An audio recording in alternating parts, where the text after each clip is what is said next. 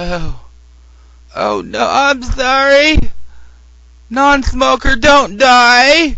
Don't die. Oh. Well, who needed that happy person anyway? How the hell are ya? Oh my God! Kid Tech or whatever, I can't remember I don't know how to pronounce it. I'm not going to go back and try and find it. Anyway, I've been responding a couple times on your thingy, and I thought I was writing a response today. And it says, okay, Bob. Enough said. But matter of fact is, the final person in the private's chain of command is you know who. There are plenty of people in the armed forces, I'm sure, that aren't too happy with the status quo. But remember, and I know you do, most guys are following their orders and defending each other. Now, the guy who posted that was Mick Tease. This is not directed entirely at Mick Tease. But there is a large difference these days between what is following their orders today, as it is presented by the Nazi-like, butt-sniffing, toe-tapping, Kool-Aid drinkers, and defending each other. You see videos today of soldiers torn to shreds, mentally, emotionally, spiritually, and physically, because of some of the things they have done, have been ordered to do, and have experienced in Iraq and Afghanistan or any other recent military action. Yet we still see one thing from the lock-stepping butt sniffers as they guzzle their Kool-Aid to the flapping cheeks of the farting decider and the battery-operated prick in their march to war. We see the blind nationalism, the kill everyone that is different. They are the enemy sort of thinking. Iraq has changed, and they are the enemy isn't true anymore. The they are the people of Iraq. The people of Iraq, are the conquered, the subjects of military rule under the uncaring, unfeeling, inhuman thumb of a monkey dictator and his snarling prick.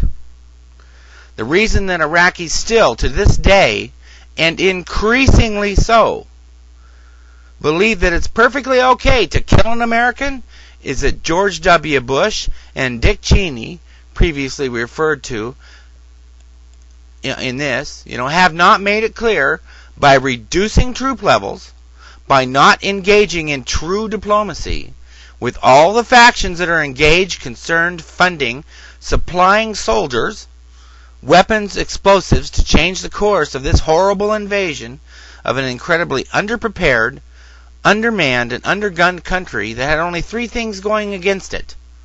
They allowed the U.S. and U.S. friends to assist in deposing someone they didn't like in their own country. They accepted weapons of mass destruction from the U.S.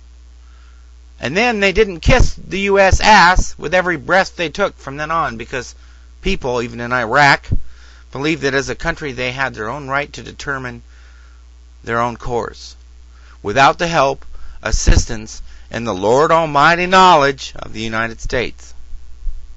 If George W. Bush really wants to close this war, which he does not, because he's making too much profit, collecting a few more dollars for every dead body, Iraqi, Saudi, Iranian, Syrian, American, Briton, Australian, every day, George W. Bush is incapable of actually being President of the United States, as he has neither the intelligence, the soul, or true American belief in the founding documents of the country he is leading. George W. Bush is so afraid of being caught of doing things illegal, he's practically classified the Constitution of the United States as some sort of an official secret, and the mere mention of that document is against the farting dictator and deciders flapping cheeks of lies and deceit. Many times I've been asked, what is the solution? What is your solution, bub? Well, you really want to know? Here it is. Number one, begin drawing down the troop levels today. Not in 19 months or 18 months. Today. Start it now. Mean it. Release every receipt for this little war into the public domain and show the world, Congress, and most importantly, the people of the United States exactly what is being done in the name of supporting the troops. In 1 week's time, and this can be done, don't even tell me it can't be, gather the heads of government or their official representatives, including those of al-qaeda or whoever else, into a meeting and begin talking. Not in hidden rooms, in public meetings. There are no secrets in this war. People are dying. There are no fucking secrets in this war. Your secret shit's over. The topic of the meeting and the nature of the meeting, what can I do as a participant of this meeting do to assist and help everyone else attending this meeting bring the Middle East to a peaceful solution? That means that some of you might have to make a compromise. Isn't that a pity? If you want to kill each other, fine, do it. Kill yourselves. Just go ahead and kill yourself. Stop killing your own fucking children. Stop killing your own women, your men. Stop killing them. Maybe look at your own religious books and say, oh, it says in here I'm not supposed to kill. How come nobody told me that? If you still want to fight over religion and money and the size of your dicks or whatever, then don't show up. We'll know who the hell you are. And as far as everyone in the world is concerned, you're totally out of the picture. Totally out of the picture. If it takes 50,000 sanctions by every goddamn country in the world to let you know that, then that's exactly what they should do. But we shouldn't be bombing you. I mean, this is getting pretty fucking asinine. We're in the 21st century, people. Remember Flash Gordon and all that shit? The other one is here. The last part. The farting dictator and his snarling little prick need to let the Iraqis decide how they want to run their country. You know, Iran, Saudi Arabia, Israel, and especially the fucking U.S. has absolutely no place in telling any sovereign country how to manage their own country. Holy crap, Bush and Cheney have bankrupted the United States.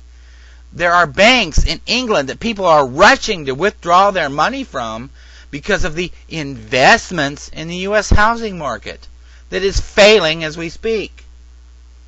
Bush and his crook cohorts are not in any way qualified to tell other countries how to operate, because all they've done so far is fuck it up. Now that's how I think it should be taken care of. You guys have a nice day.